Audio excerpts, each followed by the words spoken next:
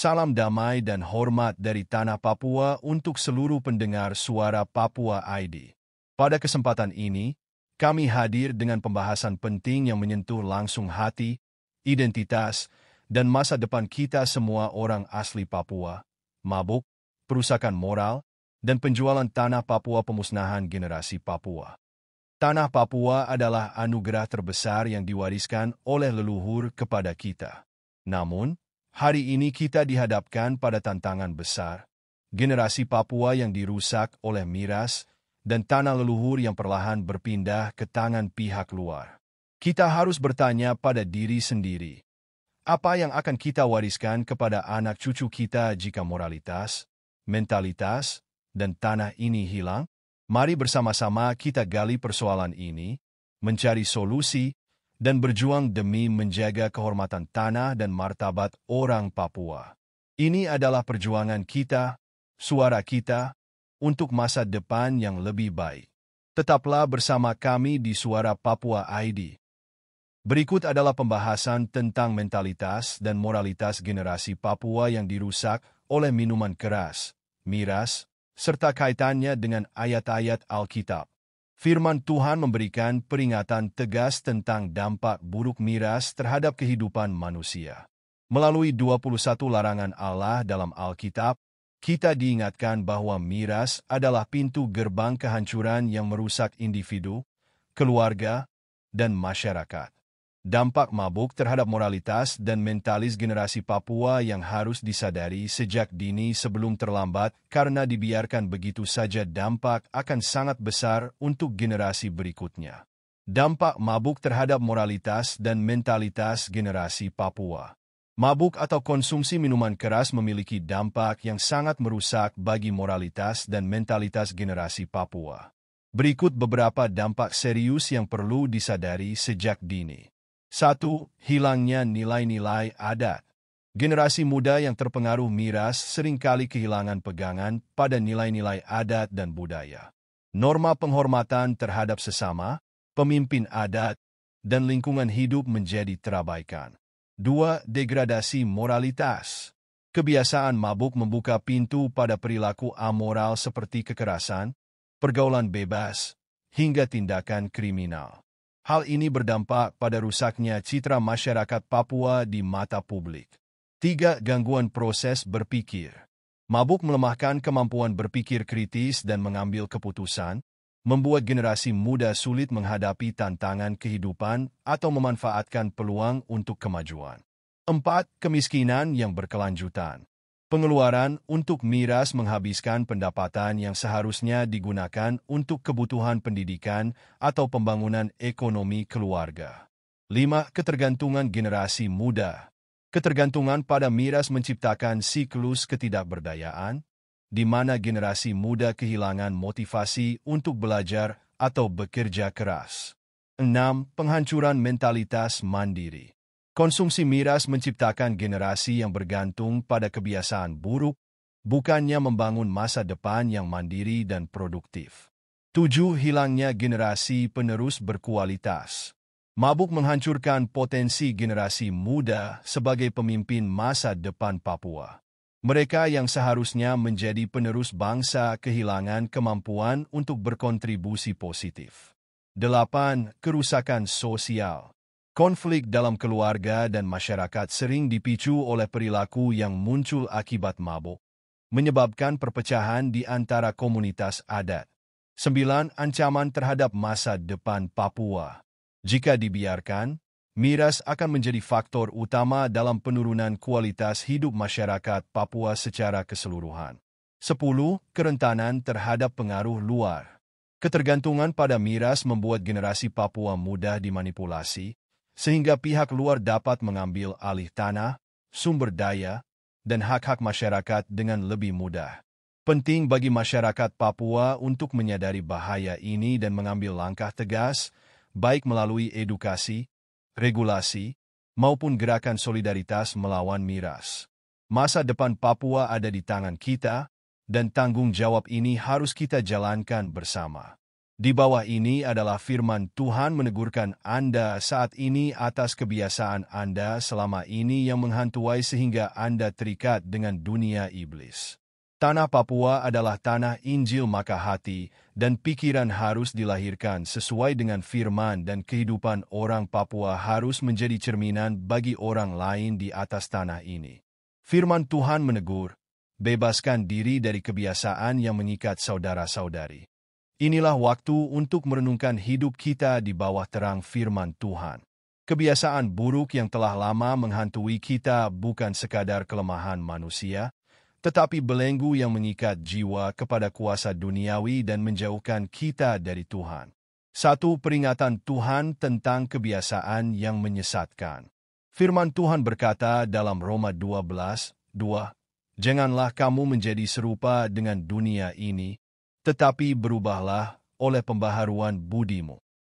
Kebiasaan seperti mabuk, kekerasan, dan perbuatan tidak bermoral adalah jalan menuju kehancuran. 2. Tanah Papua, tanah yang diberkati dengan firman. Papua adalah tanah Injil, tanah yang telah diberkati dengan kehadiran firman Tuhan. Kehidupan kita sebagai orang Papua harus menjadi terang dan garam bagi dunia, mencerminkan kasih dan kebenaran Tuhan kepada siapa saja yang datang ke tanah ini. 3. Ajakan untuk hidup baru dalam Kristus.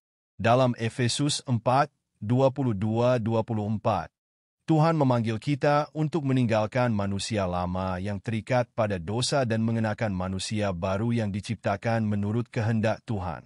Inilah saatnya kita meninggalkan kebiasaan buruk dan melangkah dalam terang.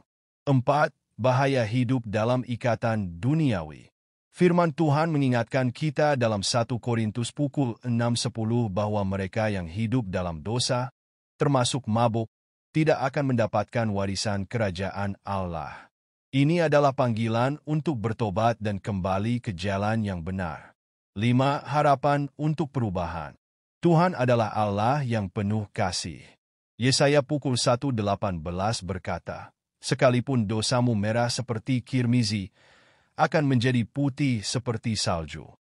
Dengan hati yang bertobat, kita dapat memutus rantai dosa dan hidup dalam anugerah-Nya. 6. Jadilah teladan di tanah Papua. Sebagai penghuni tanah Injil, kita dipanggil untuk hidup dengan nilai-nilai ilahi, menunjukkan kedamaian, kasih, dan kesaksian hidup yang baik. Mari kita renungkan firman ini dan izinkan Tuhan bekerja dalam hati kita. Tinggalkan kebiasaan buruk, jadilah terang bagi keluarga, komunitas, dan tanah Papua, sehingga tanah ini tetap menjadi tanah yang diberkati, membawa damai dan kebaikan bagi semua. 1. Melemahkan proses berpikir. Amsal 31:4-5, miras menjauhkan kita dari kebijaksanaan dan pengambilan keputusan yang benar. 2. Menimbulkan pusing. Ayub 12:25, sedih kehilangan kesadaran akibat miras membuat manusia seperti berjalan dalam kegelapan. 3. Menyebabkan penyakit. Yeremia 25:27, tubuh menjadi rusak, tidak mampu menjalankan fungsinya secara maksimal. 4. Penyebab lupa. Amsal 31:6-7, kehilangan ingatan ini mengakibatkan kesalahan fatal dalam hidup. 5. Menyebabkan mimpi dan kata-kata membingungkan. Amsal 23:33, sedih pikiran kacau membuat manusia kehilangan arah. 6. Menumpulkan perasaan. Amsal 23:34, sedih tidak peka terhadap tanggung jawab moral dan sosial. 7. Penyebab miskin. Amsal 21:17, sedih pengeluaran untuk miras menghancurkan keuangan keluarga. 8. Menyebabkan luka. Amsal 23:35, sedih miras membawa konflik, kekerasan, dan penderitaan. 9. Penyebab lupa diri. Kejadian 9:21, sedih kehilangan kendali membuat manusia bertindak tidak wajar. 10. Menyebabkan kesombongan. Zefanya 1:12, sedih miras mengarah pada keangkuhan yang menjauhkan kita dari Tuhan. 11. Menimbulkan kejahatan. Yeremia 23:9-11, perbuatan jahat seringkali bermula dari mabuk. 12 penyebab kehancuran, Yeremia 16:8-10, miras menghancurkan masa depan generasi. 13 penyebab dosa inses, Kejadian 19:33-35, kehilangan moralitas akibat miras membawa tindakan tidak senonoh.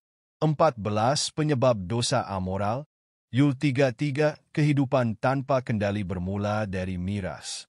15 penyebab dosa seksual, Habakuk pukul 2:15, sedih miras membuka jalan untuk tindakan asusila.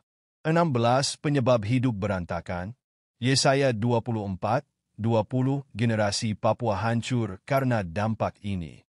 17 penyebab kegilaan, Yeremia 51:7, miras menghilangkan kesadaran manusia. 18 penyebab kekalahan, 2 Samuel pukul 13:28, sedih miras melemahkan keberanian dan kewaspadaan. 19 ciri hidup tidak bertobat, 1 Korintus pukul 5:11, sedih orang yang mabuk jauh dari pertobatan. 20 penyebab ketidaksetiaan, Lukas 12:45-46, miras membawa kehancuran relasi dengan Tuhan. 21 celakalah mereka yang jago minum miras, Yesaya pukul 5:22, sedih Tuhan mengutuk kebiasaan ini. Refleksi untuk generasi Papua. Generasi Papua harus menyadari bahwa miras bukan sekadar gaya hidup, tetapi racun yang membunuh masa depan. Larangan Allah dalam Alkitab adalah panggilan untuk bertobat dan meninggalkan jalan yang salah. Dengan menjauh dari miras, kita bisa membangun generasi yang sehat, kuat, dan takut akan Tuhan. Hanya dengan hidup dalam kebenaran, kita dapat menyelamatkan generasi Papua dari kepunahan. Semoga ini menjadi pengingat bagi kita semua untuk memprioritaskan kehidupan yang bermoral dan berintegritas. Berikut adalah daftar 21 ayat Alkitab tentang larangan terhadap mabuk dan maknanya supaya Anda semua memahami dengan saksam dan berubah dari kebiasaan ini. 1. Mabuk melemahkan proses berpikir. Tidaklah pantas bagi raja-raja, ya Lemuel, tidaklah pantas bagi raja-raja minum anggur atau bagi para pembesar menginginkan minuman keras, supaya jangan mereka minum dan melupakan apa yang telah ditetapkan, lalu membengkotkan hak orang-orang yang tertindas. Amsal 31:4-5. Makna, mabuk membuat seseorang tidak mampu memimpin dengan bijaksana dan sering menyebabkan penghakiman yang tidak adil. 2. Mabuk menimbulkan pusing. Mereka meraba-raba dalam gelap tanpa cahaya, ia membuat mereka terhuyung-huyung seperti orang mabuk. Ayub pukul 12:25. Makna, orang yang mabuk kehilangan arah, seperti hidup dalam kegelapan tanpa kendali atas dirinya. 3. Mabuk menyebabkan penyakit. Engkau harus minum, mabuk, dan muntah, lalu jatuh dan tidak dapat bangkit kembali, karena pedang yang akan kukirim di antaramu. Yeremia 25:27. Makna, miras dapat merusak kesehatan, membawa penderitaan fisik yang menyakitkan. 4. Mabuk penyebab lupa. Berikanlah minuman keras kepada orang yang akan binasa, dan anggur kepada mereka yang susah hati, supaya ia minum dan melupakan kemiskinannya, dan tidak lagi mengingat kesusahannya. Amsal 31:6-7. Makna, mabuk membuat orang melupakan tanggung jawab dan kenyataan hidup, tetapi hanya sementara. 5. Mabuk menyebabkan mimpi dan kata-kata membingungkan. Matamu akan melihat hal-hal yang aneh, dan hatimu mengucapkan kata-kata yang kacau. Amsal pukul 23:33. Makna, mabuk membuat pikiran bingung dan mengucapkan hal-hal yang tidak masuk akal. 6. Mabuk menumpulkan perasaan. Engkau seperti orang yang berbaring di tengah laut, seperti orang yang tidur di puncak tiang kapal. Amsal pukul 23:34. Makna, mabuk menumpulkan kewaspadaan dan perasaan terhadap bahaya yang ada. 7. Mabuk penyebab miskin. Siapa suka bersukaria, menjadi miskin, siapa suka kepada anggur dan minyak, tidak akan kaya. Amsal pukul 21:17. Makna, Pengeluaran untuk miras merusak ekonomi keluarga dan kehidupan pribadi. 8. Mabuk menyebabkan luka. Engkau akan berkata, orang memukul aku, tetapi aku tidak merasa sakit. Orang memalu aku, tetapi aku tidak tahu. Amsal pukul 23:35. Makna, mabuk membuat seseorang tidak menyadari akibat buruk, termasuk cedera fisik. 9. Mabuk penyebab lupa diri. Setelah ia minum anggur, ia membuka pakaiannya dan telanjang di dalam kemahnya. Kejadian pukul 9:21. Makna, mabuk membuat seseorang kehilangan kendali atas perilaku dan kehormatan diri. 10. Mabuk menyebabkan kesombongan. Pada waktu itu aku akan menyelidiki Yerusalem dengan pelita, dan aku akan menghukum orang yang puas dengan dirinya sendiri, yang berkata dalam hatinya, Tuhan tidak berbuat baik dan tidak berbuat jahat. Zefanya pukul 1:12. Makna, mabuk membawa seseorang kepada rasa sombong dan tidak peduli terhadap kehendak Tuhan. 11. Mabuk menimbulkan kejahatan. Hatiku patah di dalam diriku, segala tulangku gemetar. Aku seperti orang mabuk, seperti orang yang dikuasai anggur, oleh karena Tuhan dan oleh karena firman-Nya yang kudus. Yeremia 23:9-11. Makna, mabuk sering menjadi pintu masuk untuk tindakan kejahatan. 12. Mabuk penyebab kehancuran. Kamu tidak boleh masuk ke rumah pesta untuk duduk makan minum dengan mereka. Yeremia 16:8-10. Makna, kehancuran sering mengikuti kehidupan yang didominasi oleh miras. 13. Mabuk penyebab dosa inses. Lalu mereka memberi ayah mereka minum anggur malam itu juga, dan masuklah yang lebih muda untuk tidur dengan ayahnya. Dan ayahnya itu tidak mengetahui ketika anaknya tidur dan bangun. Kejadian 19:33-35. Makna, mabuk dapat mendorong perbuatan yang sangat tidak bermoral. 14. Mabuk penyebab dosa amoral. Mereka membuang undi atas anak-anak lelaki, dan anak-anak perempuan mereka tukar dengan minuman anggur, lalu diminum oleh mereka. Yul 3:3. Makna, mabuk mendorong eksploitasi dan ketidakadilan terhadap sesama. 15. Mabuk penyebab dosa seksual. Celakalah dia yang memberi minum sesamanya dan mencampur anggur hingga mereka mabuk untuk melihat aurat mereka. Habakuk pukul 2:15. Makna, mabuk sering menjadi awal dari dosa seksual. 16. Mabuk penyebab hidup hancur berantakan. Bumi terhuyung-huyung seperti orang mabuk, dan goyang seperti pondok. Yesaya 24:20. Makna, mabuk merusak stabilitas hidup seseorang. 17. Mabuk penyebab gila. Babylon telah menjadi cawan emas di tangan Tuhan yang memabukkan seluruh bumi. Yeremia 51:7. Makna, mabuk membawa manusia kehilangan akal sehat. 18. Mabuk penyebab kekalahan dalam peperangan. Lalu Absalom memberi perintah kepada bujang-bujangnya. Perhatikan, apabila hati Amnon menjadi gembira oleh anggur. 2 Samuel pukul 13:28. Makna, miras melemahkan kewaspadaan dalam situasi penting. 19. Mabuk adalah ciri hidup orang tidak bertobat. Jangan bergaul dengan orang-orang yang cabul, tamak, penyembah berhala, pemfitnah, pemabuk, atau penipu. 1 Korintus pukul 5:11. Makna, mabuk menjauhkan seseorang dari kehidupan yang berkenan kepada Tuhan. 20. Mabuk penyebab ketidaksetiaan kepada Tuhan. Tetapi jika hamba itu berkata dalam hatinya, Tuhanku tidak datang-datang juga, lalu ia mulai memukul hamba-hamba itu dan makan minum serta mabuk. Lukas 12:45-46. Makna, mabuk membuat seseorang lalai dalam tanggung jawab rohani. 21. Celakalah mereka yang jago minum miras. Celakalah mereka yang jago minum anggur dan juara dalam mencampur minuman keras. Yesaya pukul 5:22. Makna, Tuhan mengutuk kebiasaan mabuk sebagai sesuatu yang merusak kehidupan. Dengan minuman alkohol dan seks bebas, orang Papua akan punah dari tanahnya sendiri dan tanah ini akan dikuasai oleh orang lain sehingga semua orang harus sadar dan bangkit kembali untuk memimpin dirinya sendiri. Dengan demikian stop jual tanah di Papua.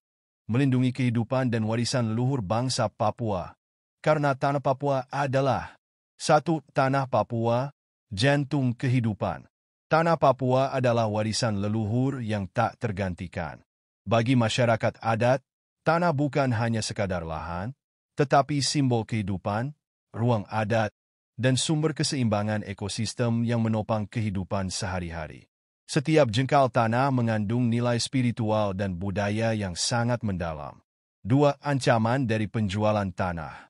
Penjualan tanah Papua kepada pihak luar menghadirkan bahaya besar. Hilangnya hak generasi mendatang, tanah yang berpindah tangan tidak dapat dikembalikan, meninggalkan generasi muda tanpa sumber kehidupan. Eksploitasi dan kerusakan lingkungan, tanah seringkali dieksploitasi secara tidak bertanggung jawab, merusak ekosistem yang kaya. Lunturnya identitas budaya, ketika tanah hilang, tradisi dan adat istiadat kehilangan ruang untuk berkembang. Ketimpangan ekonomi, hasil dari penjualan tanah jarang memberi manfaat bagi masyarakat lokal, melainkan memperkaya pihak luar. 3. Menjaga tanah Papua adalah keharusan. Melindungi tanah Papua berarti mempertahankan identitas, kehormatan, dan masa depan. Ekonomi berkelanjutan, tanah dapat dimanfaatkan untuk usaha lokal seperti pertanian, peternakan, atau pariwisata adat yang memberi manfaat langsung bagi masyarakat. Pelestarian budaya, tanah sebagai ruang adat dan tradisi harus dijaga agar budaya tetap hidup. Melindungi lingkungan, tanah yang dikelola masyarakat adat lebih terjaga dari kerusakan dibandingkan dengan eksploitasi pihak luar. 4. Ajakan untuk bersama menjaga tanah Papua. Stop jual tanah. Tanah bukan barang dagangan. Ia adalah pusaka leluhur yang harus dijaga. Produktifkan tanah, manfaatkan tanah untuk menciptakan kesejahteraan masyarakat melalui usaha lokal. Bersatu melindungi tanah, solidaritas masyarakat adat adalah kunci untuk mempertahankan tanah. Edukasi generasi muda, ajarkan nilai tanah kepada generasi muda agar mereka bangga menjaga tanah Papua. 5. Masa depan Papua di tangan kita. Tanah Papua adalah simbol kehormatan, masa depan, dan identitas masyarakat adat. Kehilangan tanah berarti kehilangan jati diri. Mari kita hentikan penjualan tanah Papua kepada pihak luar, menjaga warisan leluhur ini tetap lestari untuk generasi mendatang. Tanah Papua bukan untuk dijual, ia adalah anugerah yang harus dijaga bersama. Saudara-saudari yang terkasih, inilah saatnya kita merenungkan hidup kita dan mengambil langkah nyata untuk berubah. Tuhan telah memberikan firman-Nya sebagai pedoman, dan tanggung jawab kita adalah menjadikannya nyata dalam hidup sehari-hari. Tanah Papua adalah tanah yang diberkati, dan kita adalah penjaga anugerah tersebut. Jangan biarkan kebiasaan buruk menghancurkan moralitas, mentalitas, dan masa depan generasi kita. Tinggalkan ikatan duniawi, bertobatlah, dan jadilah teladan kebaikan bagi orang lain.